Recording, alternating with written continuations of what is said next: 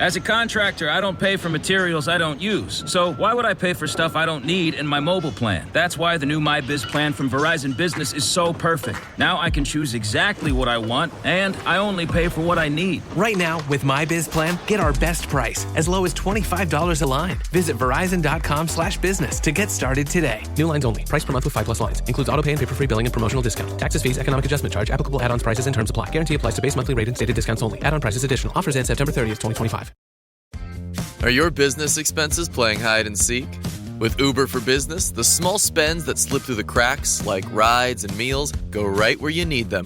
Because it integrates with leading expense platforms, you can say goodbye to surprise costs, missing dollars, or chasing receipts. Everything's track-downable. Uber for Business. Make small steps that make a big impact. Learn more at uber.com/small steps. Dripping in gold? That's cool. Dripping in Velveeta's supremely creamy golden cheesiness? That's respect. Elevate your drip with Velveeta's range of outrageously delicious dips and dishes. Shells, cheese, melty blocks, and heat and eat queso that go all in on indulgence. Flex on your fam with a creamy, cheesy masterpiece and go all in on what you love with Velveeta. Respect the drip and satisfy your cravings. Bring home the drip with Velveeta.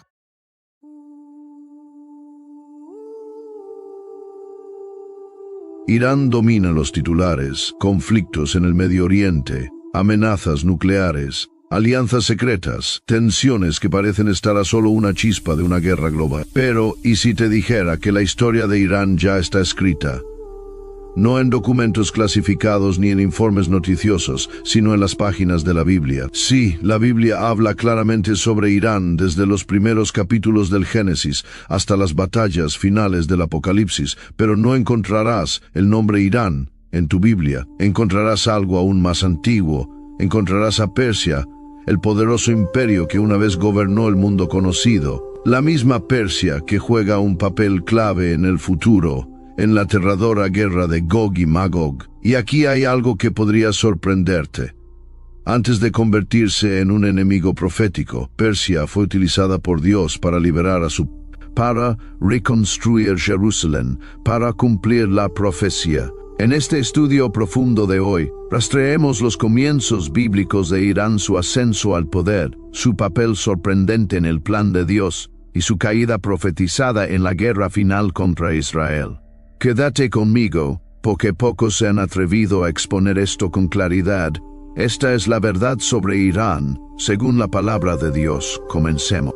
Para entender realmente el destino profético de Irán, necesitamos ir hasta el principio. Antes de que Persia se convirtiera en un imperio, antes de que Irán fuera siquiera una nación, encontramos sus raíces en la tabla de las naciones, que se halla en el libro de Génesis. Génesis, capítulo 10, versículo 22, dice lo siguiente: los hijos de Sem, Elam, Asur, Arfaxad, Lud y Aram.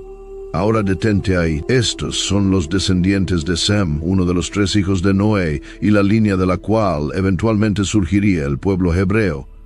Pero fíjate en el primer nombre de la lista, Elam. Elam quizás no suene familiar para la mayoría de las personas, pero este único nombre representa al antiguo antepasado de un grupo de personas que se volvería profundamente significativo, no solo en la historia bíblica, sino también en la profecía de los últimos tiempos. Elam es el padre de los elamitas, una de las civilizaciones más antiguas conocidas en la región que hoy es el suroeste de Irán.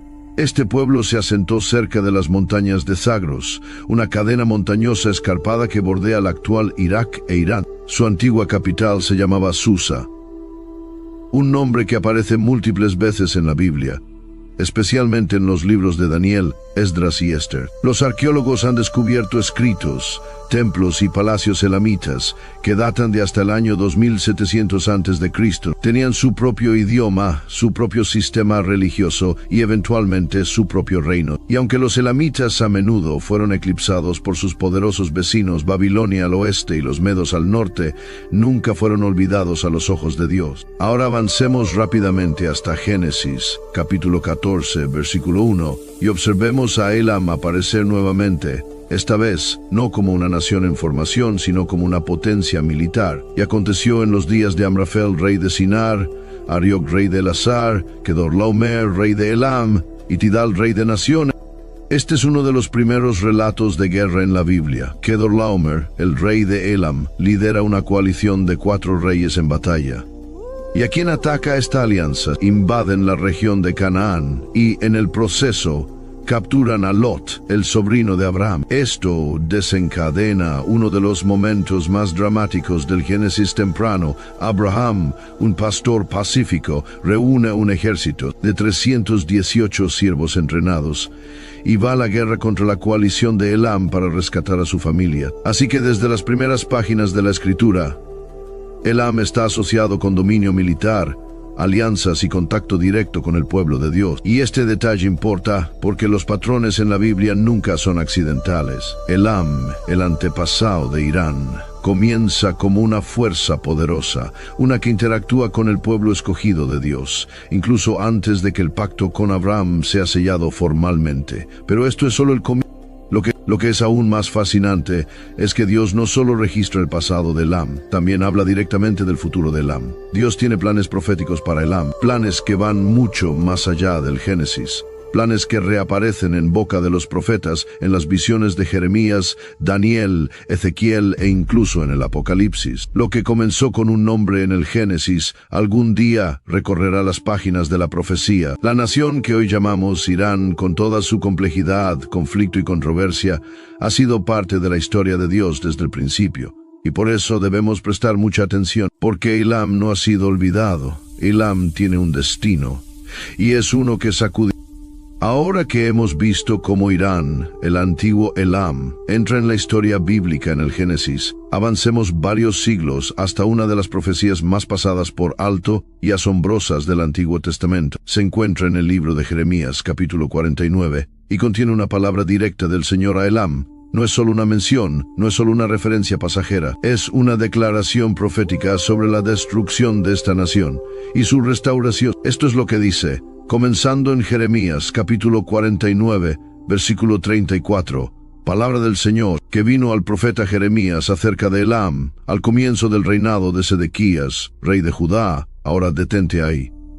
Este mensaje es tan importante que Dios lo marca con una fecha. Llegó al comienzo del reinado de Sedequías, alrededor del año 597 a.C., justo antes del exilio. Mientras el pueblo de Dios estaba a punto de ser juzgado, Dios también envió una advertencia simultánea. Ahora escucha con atención el versículo 35. Así dice el Señor de los ejércitos: He aquí que yo quebraré el arco de Elam, lo principal de su poder. En el mundo antiguo, el arco de una nación simbolizaba su fuerza, su capacidad para hacer la guerra, atacar desde lejos y defender sus fronteras. Así que cuando Dios dice, quebraré el arco de Elam, está declarando, quitaré su poder militar, desmantelaré su orgullo nacional, pero no se detiene allí. Versículo 36.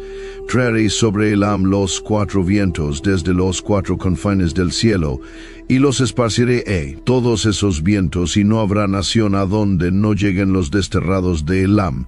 Esto es juicio a escala global, dispersión, desplazamiento, humillación. El pueblo de Elam sería exiliado, disperso por toda la faz de la tierra. Su imperio se derrumbaría, su unidad se disolucionaría.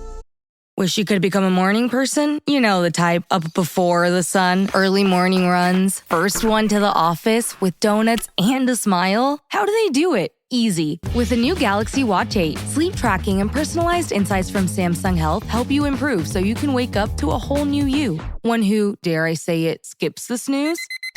It's possible. Train your sleep with Galaxy Watch 8. Learn more at Samsung.com. Requires compatible Samsung Galaxy phone, Samsung Health app, and Samsung account. Welcome to Sephora. I'm looking for a perfume that's not too perfumey. I got you. Serum moisturizer or moisturizer serum. Let's get into layering. My concealer is making me look worse. Sounds like the wrong shade. Let's get you matched. There's only one store that really gets what you're going for. Get beauty from people who get beauty. Only at Sephora. Hi, Let's get you a basket. Y luego, en el versículo 37, continúa, Atemorizaré a Elam delante de sus enemigos y delante de los que buscan su vida. Traeré sobre ellos desastre, mi ardiente ira, declara el Señor. Esto no es simbólico, esto es justicia divina, e históricamente se cumplió. Elam fue absorbido por el imperio persa, luego conquistado por los griegos bajo Alejandro el Grande. Después fue sometido por el califato musulmán en el siglo VII, y eventualmente se convirtió en parte de lo que hoy conocemos como el Irán moderno. Pero justo cuando parece que Dios solo tiene ira para Elam, Él hace algo inesperado. En el versículo 39 leemos: «Pero en los últimos días restauraré la suerte de Elam», declara el Señor. Permíteme repetirlo. En los últimos días restauraré la suerte de Elam. Esto es increíble. Significa que el mismo Dios que juzgó a Elam por su orgullo y rebelión, también promete restaurarlo en los tiempos. Es un patrón que vemos una y otra vez en la Escritura. Dios juzga para purificar. Él derriba para volver a edificar y siempre deja un remanente, un camino de regreso, incluso para las naciones que caen. Ahora traigamos esto a nuestra visión actual. Hoy, Irán es una nación a menudo definida por hostilidad hacia Israel, gobierno teocrático, represión del cristianismo, amenazas militares y ambiciones nucleares. Y sin embargo, dentro de sus fronteras, Dios está haciendo algo extraordinario. A pesar de la persecución, el cristianismo está creciendo en Irán más rápido que en casi cualquier otro lugar del mundo. Miles están viniendo a Cristo, muchos a través de sueños, visiones e iglesias subterráneas. ¿Podría ser esto parte de lo que Jeremías previó? ¿Podría la restauración de Elam incluir un avivamiento espiritual que se eleva, incluso mientras el sistema político se Todavía no conocemos la respuesta completa, pero lo que sí sabemos es esto: Dios nunca olvida a un pueblo que Él creó, nunca deja de obrar incluso cuando llega el juicio. Él ve su comienzo, Él ve su rebelión y Él ve su redención. Y eso es lo que hace que la historia de Irán sea tan poderosa, porque no es solo una historia de conflicto, es una historia de gracia. No es solo una advertencia sobre la guerra, sino un susurro de esperanza en la sombra. A medida que profundizamos en la profecía, ten esto en mente: Elam, Persia, Irán, no es solo un actor en el escenario mundial. Es una nación bajo los ojos de Dios, y su futuro es mucho más complejo de lo que sugieren los títulos. Ahora entramos en uno de los momentos más asombrosos de toda la Escritura, un momento que rompe nuestras expectativas y revela cuán misterioso y soberano es realmente el Dios de la Biblia. Es la historia de un hombre que no era judío, no era parte del pacto, un hombre de una nación pagana, un hombre de Persia, el actual Irán. Su nombre era Ciro el Grande. Y sin embargo, este mismo hombre, un rey persa, fue llamado algo que ningún otro gobernante extranjero fue llamado jamás en la Escritura. Fue llamado el ungido de Dios.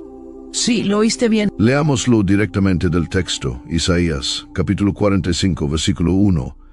Así dice el Señor a su ungido, a Ciro, cuya mano derecha he tomado para someter naciones delante de él y desatar los lomos de los reyes, para abrir delante de él las puertas dobles y para que no se cierren los portones. Ahora detente. ¿Captaste eso? Dios, el Santo de Israel, se refiere a Ciro, un rey persa, como su ungido. La palabra hebrea allí es Mashiach, la misma que traducimos como Mesías. Eso no significa que Ciro fuera el Salvador, no en el sentido en que lo es Jesús, pero sí significa que Dios eligió específicamente a este hombre, lo empoderó y le dio una misión divina, aunque Ciro no conocía a Dios personalmente. Escucha lo que dice Isaías capítulo 45, versículos del 4 al 5. Te llamo por tu nombre, aunque no me has conocido. Yo soy el Señor, y no hay otro. Fuera de mí no hay Dios. Yo te ceñiré, aunque no me has conocido. Deja que eso penetre en tu corazón.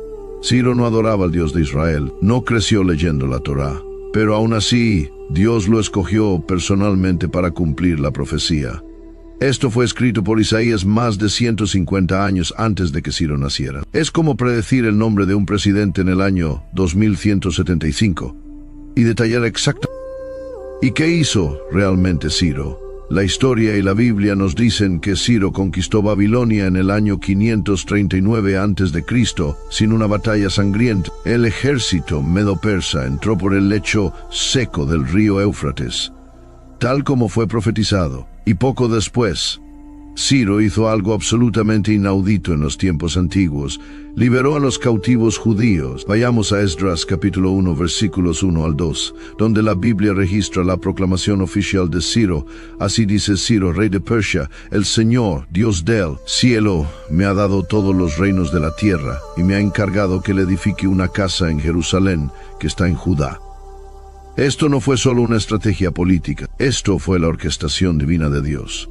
Ciro permitió que el pueblo judío que había estado exiliado en Babilonia durante 70 años regresara a su tierra. Les devolvió los utensilios del templo, financió la reconstrucción del templo y hasta los protegió durante su viaje de regreso. ¿Puedes imaginarlo? Irán, la misma nación que hoy jura borrar a Israel del mapa, fue en su día la nación que ayudó a reconstruir Jerusalén y restaurar la adoración judía. Piensa en ese contraste. Hoy asociamos a Irán con amenazas nucleares y eslóganes anti-Israel. Pero en la Biblia, Persia fue el instrumento que Dios usó para traer sanidad, libertad y restauración a su pueblo. Esto no es especulación, no es algún código oculto ni una teoría polémica. Esto es historia bíblica. This episode is brought to you by Indeed.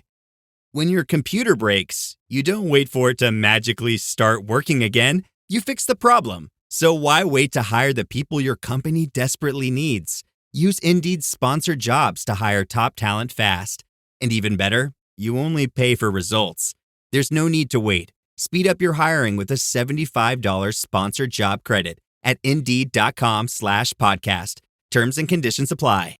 The family that vacations together stays together. At least, that was the plan. Except now, the Dastardly desk clerk is saying he can't confirm your connecting rooms. Wait, what? That's right, ma'am. You have rooms 201 and 709. No, we cannot be 5 floors away from our kids. The doors have double locks. They'll be fine. When you want connecting rooms confirmed before you arrive, it matters where you stay.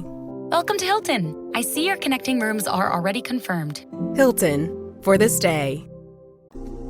Y lo que lo hace aún más poderoso es que Dios no eligió a Ciro porque fuera santo, lo eligió porque Él es soberano.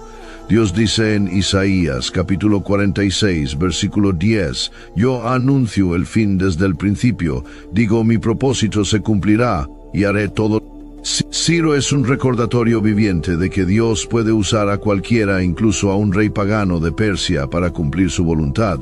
Puede usar a reyes que no lo conocen, a naciones que lo rechazan y a gobernantes que sirven a sus propios intereses, porque al final Él es el Rey de Reyes. Así que si alguna vez has dudado de si Dios tiene el control de los eventos globales, no busques más allá de Ciro el Grande, un rey iraní escogido por su nombre, utilizado para dar vida a la profecía. Y esta parte de la historia cambia la manera en que vemos a Irán hoy. Nos recuerda que Dios tiene un plan largo y complejo, uno que abarca siglos. Un plan que incluye juicio, sí, pero también restauración, porque así como Dios usó una vez a Persia para edificar su casa, tal vez un día llame a un remanente de esa misma tierra para adorarlo nuevamente, no en templos de piedra, sino en espíritu. A medida que continúa la historia de Persia en la Biblia, entramos en un tiempo de restauración, pero también de gran riesgo. Sí, bajo el dominio persa, al pueblo judío se le permitió regresar a su tierra. Sí, el templo sería reconstruido. Pero incluso con estas bendiciones, las amenazas aún se cernían. Este siguiente capítulo de la historia nos lleva al corazón de 2 libros bíblicos notables, Esther y Nehemías, y ambos ocurren bajo reyes persas. Comencemos con Esther. Esta no es solo una historia para niños. Es un thriller geopolítico con consecuencias espirituales, y todo se desarrolla en el corazón del imperio persa, en el palacio real de Susa. En ese tiempo, los judíos aún están dispersos por todo el imperio, y aunque se les ha permitido regresar a Jerusalén, muchos permanecen en ciudades persas. Entre ellos se encuentra una joven llamada Adasá, a quien conocemos, una huérfana judía criada por su primo Mardoqueo. Una mujer sin poder político, sin influencia, y sin embargo por un giro de la providencia divina llega a ser reina de Persia. Pero su identidad permanece en secreto, hasta que un día debe ser revelada, porque un hombre llamado Amán, un funcionario de la corte del rey, asciende al poder y odia al pueblo judío. En Esther, capítulo 3, versículo 6, leemos: Procuró destruir a todos los judíos, el pueblo de Mardoqueo, por todo el reino de Asuero. Se emite un decreto real, se fija una fecha, se planea una exterminación masiva. El pueblo judío enfrenta un holocausto persa, siglos antes de que siquiera existiera esa palabra. Y ahora, el destino de toda una nación descansa sobre una sola mujer. En Esther, capítulo 4, Mardoqueo acude a Esther y le ruega que hable con el rey. Pero hacerlo sin ser llamada podría significar la muerte. Esther duda, teme por su vida. Y entonces llega la línea más icónica del libro, Esther capítulo 4, versículo 14, porque si callas absolutamente en este tiempo, respiro y liberación vendrán de otra parte para los judíos, pero tú y la casa de tu padre pereceréis. Y quién sabe si para esta hora has llegado al reino. Ese único momento, esa única decisión lo cambiaría todo. Esther elige el valor, revela su identidad, arriesga su vida ante el rey, y gracias a su valentía se descubre la conspiración. Amán es ejecutado y los judíos son salvados. Piensa en esto. En el mismo apogeo del poder persa, cuando un decreto de muerte había sido firmado y sellado, Dios usó a una mujer judía en un palacio persa para preservar a su pueblo del pacto. No fue un accidente, fue coreografía divina. El imperio persa, un reino vasto y poderoso, se convirtió en el escenario de la mano invisible de Dios, un lugar donde los reyes firmaban leyes, pero Dios escribía el... Ahora pasemos de Esther a Nehemías. Esto ocurre varias décadas después. El templo en Jerusalén ya ha sido reconstruido, pero la ciudad en sí aún está en ruinas. Las murallas están derribadas, las puertas están quemadas, el pueblo vive en vergüenza y vulnerabilidad. Entre Nehemías, no es sacerdote, no es profeta, ni siquiera está en Israel. Es el copero del rey de Persia, Artajerjes I. Un sirviente de alto rango con un corazón para Dios. En Nehemías capítulo 1, versículo 4, él escucha las noticias sobre la condición de Jerusalén y llora, ayuna, ora. Y luego en Nehemías capítulo 2 ocurre algo milagroso. Se presenta ante el rey con el corazón palpitando y pide permiso para ir a reconstruir las murallas de Jerusalén. Podía haber sido ejecutado por mostrar tristeza ante el rey, pero en lugar de eso, el rey le dice, ¿qué es lo que solicitas? Y Nehemías responde con valentía, pide permiso, pide madera, pide carta. Y Artajerjes, rey de Persia, lo concede todo. Nehemías capítulo 2, versículo 8 dice, y el rey me concedió lo que pedí, porque la buena mano de mí, Dios estaba sobre mí. Así que una vez más, Persia, el Irán actual, es usada por Dios para reconstruir Jerusalén. No una vez, no dos veces, sino una y otra vez. Ciro libera a los cautivos, Darío financia el templo.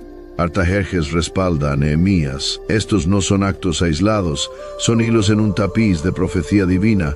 Dios usa a Persia no como enemigo, sino como instrumento para reconstruir, para restaurar, para proteger al pueblo de la promesa. Pero como veremos en el próximo capítulo, esa relación no durará para siempre. El papel de Persia en la profecía aún no está completo. Se acerca a un punto de inflexión, porque después de esta temporada de restauración vendrá una temporada de oposición, y Persia no se pondrá del lado de Israel, sino en... Lo que vio Ezequiel fue más que una batalla local, fue una alianza militar multinacional masiva, unida no por etnicidad, sino por hostilidad hacia Israel. Vendrás desde tu lugar, de las regiones más remotas del norte, tú y muchos pueblos contigo, todos ellos montados a caballo, un gran ejército. Ezequiel, capítulo 38, versículo 15. Es una invasión desde múltiples direcciones, un intento de aplastar a Israel de una vez por todas. Y Persia-Irán está en el... Volvamos ahora nuestra atención al mundo en el que vivimos hoy. La pregunta que muchos se hacen es, ¿podríamos estar viendo la formación temprana de la alianza profética de Ezequiel? Examinemos las señales. Número 1. La hostilidad abierta de Irán hacia Israel. Los líderes iraníes han declarado públicamente su deseo de borrar a Israel del mapa. Su doctrina militar se refiere a Israel como el enemigo sionista. Cada año la República Islámica observa el Día de Quds, una jornada de protesta dedicada a la eliminación del Estado judío. Esto no es simbólico, es una postura profética. Número 2. La red de apoderados regionales de Irán. La influencia de Irán se extiende por todo el Medio Oriente a través de milicias apoderadas y grupos terroristas, incluyendo Hezbollah en el Líbano, Hamas y la Yihad Islámica en Gaza, milicias chiitas en Irak y Siria, los hutíes en Yemen. Esto crea un círculo de presión alrededor de Israel, desde el norte, el sur y el este, y refleja perfectamente la invasión de múltiples frentes descrita en la visión. Número 3. La creciente alianza de Irán con Rusia y Turquía.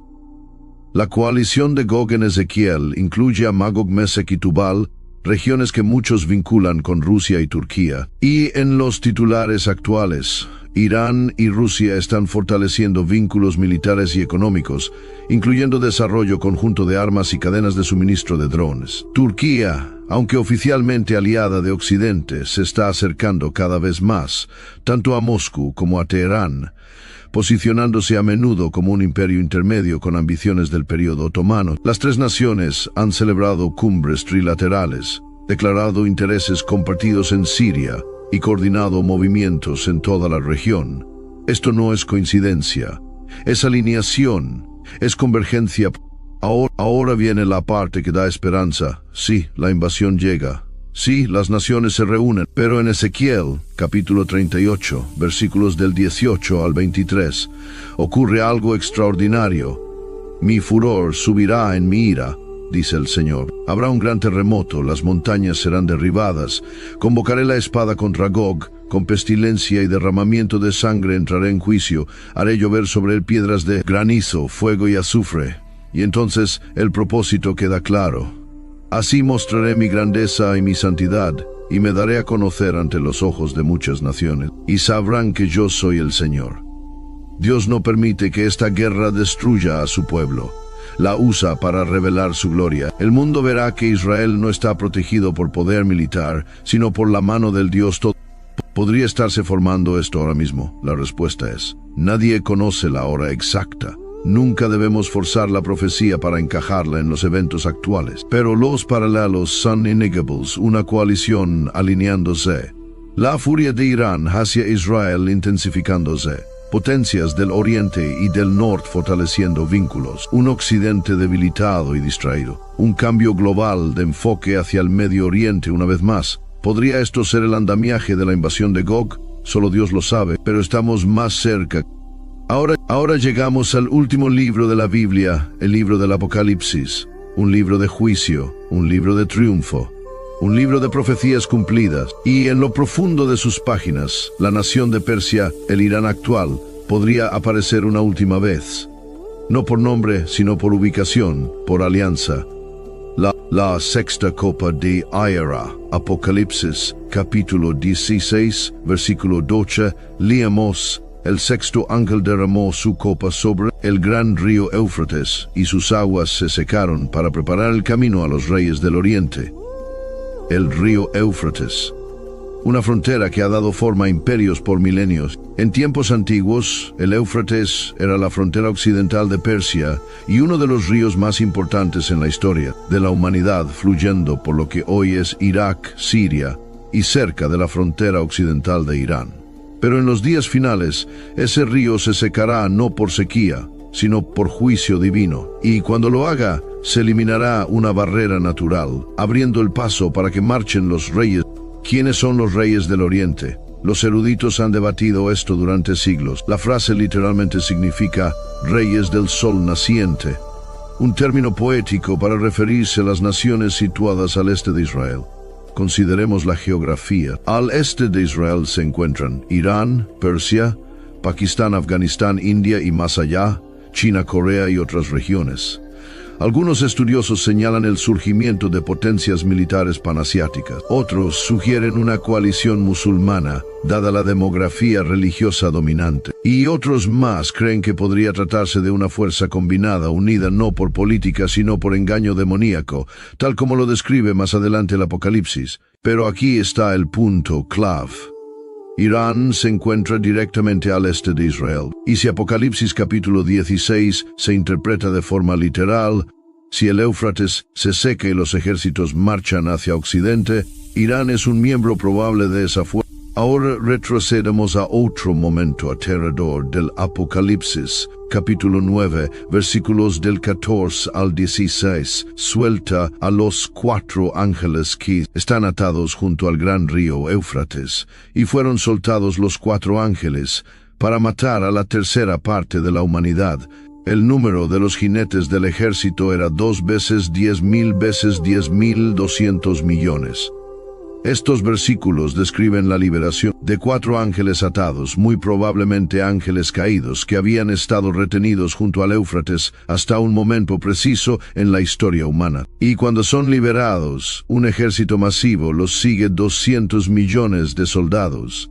Este número parecía imposible cuando se escribió el Apocalipsis. Incluso en tiempos modernos era impensable. Hasta hoy, la población combinada de Asia supera los 4,000 millones. Solo China podría desplegar un ejército de 200 millones, pero también podría hacerlo una coalición amplia de naciones orientales, incluyendo a Irán. ¿Es este el mismo evento que el secamiento del Éufrates en Apocalipsis capítulo 16? Muchos así lo creen. Ambos eventos se centran en el Éufrates, involucran fuerzas orientales masivas y son desatados durante los juicios del tiempo final. Ya sea que se trate del mismo momento o de 2 fases de una guerra en múltiples etapas, el mensaje es claro: el juicio viene, el Éufrates se abrirá.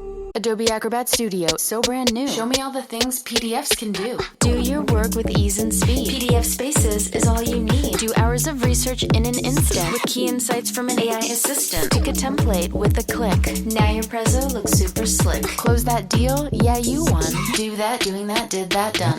Now you can do that with Acrobat. Now you can do that with the all-new Acrobat. It's time to do your best work with the all-new Adobe Acrobat Studio. Big news! Sephora is now on Uber Eats. So if you find yourself facing a beauty emergency, like needing a last-minute gift, or you're just out of your favorite mascara, again, don't panic. We got you. Order now and get $10 off on Sephora orders of $50 or more on the Uber Eats app. Order now. Offer ends October 30th. 1 order per customer. Additional terms apply. See app for availability. Delivery fees may apply. Y un ejército marcha.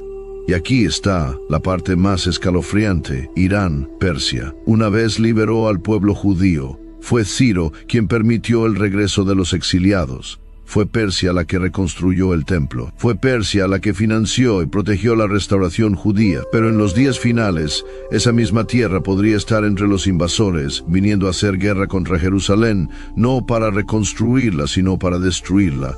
Es una inversión completa, un círculo profético que se cierra. Un ajuste de cuentas divino. En los últimos años, imágenes satelitales y reportes globales han mostrado una realidad inquietante. El río Éufrates se está secando. Sequía, construcción de represas, cambios climáticos. Lo que antes parecía simbólico, ahora se está volviendo físico. ¿Podría ser esta la etapa inicial del cumplimiento de una profecía? ¿Podría el secamiento físico del río señalar un cambio espiritual y geopolítico por venir? No debemos apresurarnos a sacar conclusiones, pero tampoco debemos ignorar la señal. Después de que el río se seque, después de que los ejércitos marchen, se reunirán para una última guerra. Y los reunió en el lugar que en hebreo se llama Armagedón. Apocalipsis capítulo 16, versículo 16.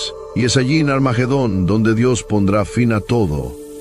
No con tratados, no con alianzas, sino con el regreso del Rey de Reyes, Jesucristo. Él destruirá a los ejércitos con la espada que sale de su boca. Pisará el lagar de la ira de Dios y reinará. El Éufrates se secará. Los ejércitos se reunirán. E Irán, una vez aliado de Israel, podría estar entre sus enemigos. Pero incluso ahora Dios no ha terminado con Irán. Hay quienes dentro de Persia hoy están volviéndose a Cristo, que están rechazando las tinieblas y abrazando la verdadera luz. Así que, incluso mientras el mundo se prepara para la guerra, Dios prepara corazones para la redención, porque detrás de la profecía, detrás de los titulares todavía hay. Entonces, ¿qué podemos decir después de todo lo que hemos visto desde el libro de Génesis hasta el Apocalipsis, desde la primera mención de Elam hasta el campo de batalla? Final de Armagedón. Una verdad se eleva por encima de todas. Irán, la antigua Persia, no es una nota al pie en la Biblia, es un personaje central, una nación que Dios ha tejido en el tapiz de la profecía, no solo como advertencia, sino como testimonio. Comienza en Génesis como uno de los hijos de Sem. Se eleva a través de la historia como el imperio de Ciro, escogido por Dios para liberar a su pueblo. Reaparece en los tiempos de Esther defendiendo a los judíos de la aniquilación. Y luego en Ezequiel y en el Apocalipsis vemos a Persia alzarse contra Israel, marchando con los ejércitos del Oriente. Una historia de honor, traición y destino. Pero incluso en los capítulos más oscuros, Dios sigue hablando esperanza. La promesa de Dios a Elam. En Jeremías, capítulo 49, versículo 39, Él da una promesa tan inesperada que casi pasa desapercibida. Pero en los últimos días restauraré la suerte de Elam, declara el Señor. ¿Escuchaste eso? En los últimos días, el mismo período en el que vivimos ahora. Sí, el juicio vendría. Sí, Elam, Persia, caería.